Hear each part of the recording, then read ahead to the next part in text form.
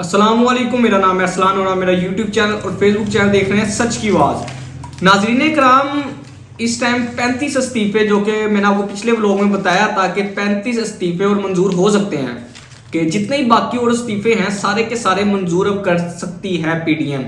तो वो आपके सामने अब 35 इस्तीफे उन्होंने और मजीद कबूल कर लिए हैं पैसे और इनको डीसीट कर दिया है 35 लोगों को। और अब टोटल 70 टोटल कर चुके हैं और 11 पहले किए थे, तो 81 टोटल इस्तीफे मंजूर कर चुकी है पीडीएम, जो कि तहरीक इंसाफ के लोगों की। और पीछे अब रह गए हैं 50 लोग तहरीक इंसाफ के। 50 में से 20 अरकान वो हैं जो कि लोटे हो गए थे, और अब भी जो पीछे बचते हैं 30 टोटल बचते हैं, क्योंकि ओपोजिशन लीडर राजा रियाज हैं। तो अब किसी भी सूरत में ये हुकूमत या पीडीएम या ताकतरीन हल्के वो नहीं चाहते कि ये राजा रियाज ओपोजिशन लीडर से उतरे, क्योंकि इसकी वजह यह है कि अगर ओपोजिशन लीडर में तहरीक इंसाफ का कोई बंदा आता है तो हुकूमत को तहरीक इंसाफ के साथ बैठ के हल करना पड़ेगा निगरान सेटअप में। तो इसलिए उन्होंने ओपोजिशन लीडर राजा रियाज को ही रखना है। अब टोटल पीछे 30 इस्तीफे बचे हैं, 20 को निकाल के जो नाराज अरकान है। अब 30 इस्तीफे, ये मेरी इतलात के मुताबिक मंडे वाले दिन ये 30 इस्तीफे भी मंजूर हो जाएंगे, और सारे के सारे इस्तीफे मंजूर कर दिए हैं तहरीक इंसाफ के। जो कि ओपोजिशन ने और जो कि तहरीक इंसाफ ने नाम भेजे थे पंजाब के लिए निगरान सेटअप के लिए, जो ओपोजिशन ने और भेजे थे तहरीक इंसाफ ने भेजे थे, वो उनके आपस में नहीं बनी और दोनों ने नहीं एक्सेप्ट किया। तो अब इसके लिए इलेक्शन कमीशन के पास जाएंगे हम नाम। इलेक्शन कमीशन जिसको एक्सेप्ट करेगा वो अगला वजीर आला पंजाब में वो आ जाएगा और वजीर आला सीट संभालेगा। अब ओपोजिशन ने जो दो बड़े ही एक जो कि तहरीक इंसाफ ने भी उठाया मसला, एक कि अहद चीमा साहब का नाम दिया है ओपोजिशन ने और मोहसिन नकवी साहब का नाम दिया है। अब दोनों लोगों के बारे में आपको थोड़ा सा बता दूं कि दोनों लोगों के खिलाफ बहुत ज़्यादा केसेस हैं, जिसमें अहद चीमा के बारे में सबसे पहले मैं आपको बताऊंगा कि उनके मनी लॉन्ड्रिंग का जो उनके ऊपर केस है, आमदन से जायद सासों का केस है, तनख्वाह 70,000 है मगर करोड़ों रुपए बैंक में है, लैपटॉप करप्शन स्कैंडल में भी ये फंसे थे। और अब मैं आपको बताऊंगा मोहसिन नकवी के बारे में। इनके बारे में रजीम चेंज ऑपरेशन का एक अहम किरदार ये माने जाते हैं, और दूसरा एक इन्होंने बगैर लाइसेंस के ये न्यूज़ चैनल चलाने का केस है इनके ऊपर, और एक और केस है जो फेक न्यूज़ की मद में और किसी को ब्लैकमेल करके उसे पैसे लेने के इल्ज़ाम भी इनके ऊपर हैं, लोग लगाते हैं, और इनके ऊपर केसेस भी हैं इस बारे में।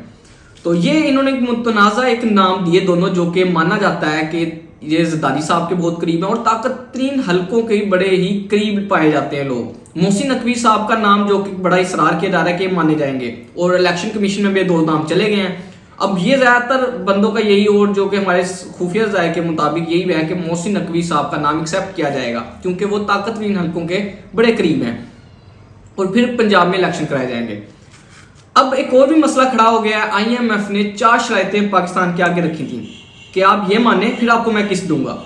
वो शराइतें बड़ी खौफनाक किस्म की हैं। पहली शराइत उन्होंने ये थी कि डॉलर की जो आपने इंटर बैंक में 227 रुपये चल रहा है और ओपन मार्केट में 270 रुपये, तो आप ये जो एक्सचेंज रेट है वो आप जो ओपन मार्केट में चल रहा है उसके मुताबिक करें, यानी कि डॉलर जो मसनूई तौर पे आपने रोक के रखा हुआ है ज़बरदस्ती 227 रुपये, उसको हटाएं, और जो ओपन मार्केट में चल रहा है 270 रुपये उस पर लेके आए। अगर 270 रुपये नहीं भी आएगा तो 260-65 इधर तक आएगा, तो डॉलर अब 65-70 तक जाने लगा है, अब 265 तक जाने लगा है।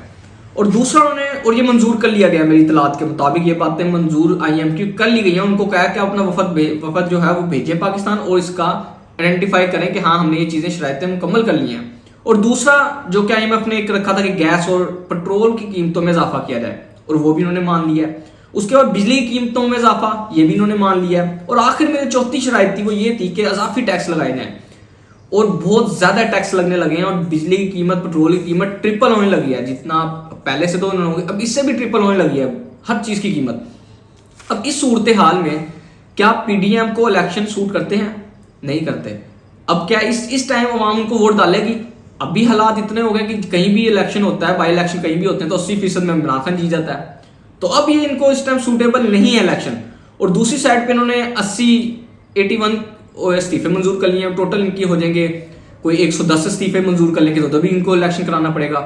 तो इसलिए हालात इस टाइम पीडीएम के हक में नहीं है कि इलेक्शन कराए जाए, तो इसलिए पूरी कोशिश कर रहे हैं कि इलेक्शन ना कराए जाए। जिस तरह के बल्दियाती इलेक्शन हुए कराची में, नहीं कराए गए, और 5 दफा इलेक्शन कैंसिल कराए गए।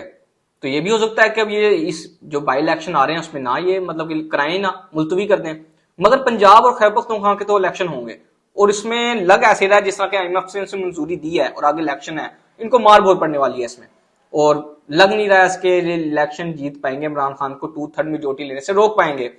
और दूसरी तरफ ये जो नाराज अरकान है, इन्होंने एक कोयटा में कॉन्फ्रेंस हो रही है, उधर ये जा रहे हैं सारे नाराज अरकान, जिसमें शाहिद खान अब्बासी और मुस्तफा नवाज खोखर पीपल्स पार्टी में ये और निस्ता इस्माइल साहब भी जा रहे हैं।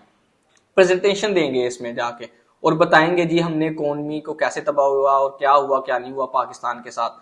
और मुस्तफा ये जो निस्ता इस्माइल साहब है, इन्होंने एक और बात कही है कि जो जब इलेक्शन हारे हैं ये 80% पे, मतलब जो इलेक्शन हुए थे बाई इलेक्शन, तो उसके बाद नून लीग घबरा गई और लग भी ऐसे ही रहा है जिस तरह इलेक्शन से भाग रहे हैं लोग।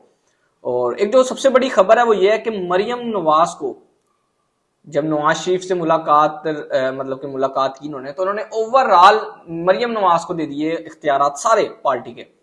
क्योंकि जिस तरह 80% में इलेक्शन हुआ था, मतलब कि इस तरह 80% में इमरान खान हार जीता है, उसकी वजह से, और जो इस टाइम हालात चल रहे हैं PDM के और जो नून लीग के चल रहे हैं, पंजाब में जो इलेक्शन हो रहा है उसमें हार जाते हैं और बड़ा गंदा तरीके से हारते हैं। तो इसके से नवाज शरीफ ने मरियम नवाज को ओवरऑल इख्तियारात दे दिए हैं कि इन्होंने अब संभालना है। और नून लीग में इस टाइम बड़ा गुस्सा पाया जा रहा है, क्योंकि एक और ओहदा ऐसा है जो कि उनको दे दिया है मरियम नवाज को, नून लीग की तंजीम साजी का जायजा लेने का भी इख्तियार दे दिए गए हैं। मतलब कि कोई लोग जो कि इतने अरसों से मेहनत कर रहे थे, पार्टी के अंदर मेहनत कर रहे थे और जद्दोजहद कर रहे थे, कि उन सबको ओहदे से हटाएंगी और अपने बंदे कोई भी लगा देंगी। वो मतलब कि उनकी बात भी सही नून लीग वालों की कि राना सनाउल्लाह जैसे काबिल लोग इसमें अगर हैं तो उनको लगाया जाए। सियासी इख्तिलाफ है तो एक साइड पे, मगर अच्छे लीडर हैं, मतलब कि अच्छी सियासत करते हैं, तो उनसे बेहतर कौन जानता है नून लीग की सियासत को या उन वोटर्स को। तो मगर उनको नहीं बनाया गया, कोई भी उधर के लीडर को नहीं बनाया गया, जितने भी लोग थे उनके नून लीग के अपने सीनियर तरीन क्यादत नहीं बनाया गया। मरियम नवाज को इख्तियार सारे दे दिए गए, अब वो करेंगी तंजीम साजी भी और ओवरऑल इनके हैंड ओवर कर दिया कि क्या करना है क्या नहीं करना। अब इलेक्शन का टास्क दे दिया गया इनको नवाज शरीफ ने। और मतलब जब राना सनाउल्लाह मिले तो राना सनाउल्लाह ने बात कही है कि नवाज शरीफ साहब कह रहे हैं कि जाके तैयारी शुरू करें अब आप पंजाब में और खैबर पख्तूनख्वा में। अब इन्होंने शुरू करनी है, क्योंकि उनका कहना यह भी है कि 7 से 8 जो सीनियर बंदे होंगे वो PDM में से जो कि वजीर हैं वो इस्तीफा देंगे और आके इलेक्शन कैंपेन करेंगे। मगर मुश्किल कैंपेन होगी, क्योंकि IMF के जिस तरह उन्होंने मानी है शराइतें, इस सूरत हाल में अवाम के पास जाएंगे तो अवाम तो इस टाइम बहुत गुस्से में है। जिस तरह आटे में लोग मर रहे हैं आटा लेते हुए, सस्ता सिर्फ आटा लेते हुए लोगों की जानें जा रही हैं इस मुल्क में। तो क्या इस मुल्क में ये इलेक्शन होंगे और ये जी सकते हैं? कोई 10% जीत जाएंगे, इससे अलावा नहीं जीत सकते। तो आज के लिए इतना ही। अपना घर वालों का ख्याल रखिएगा। अस्सलाम वालेकुम।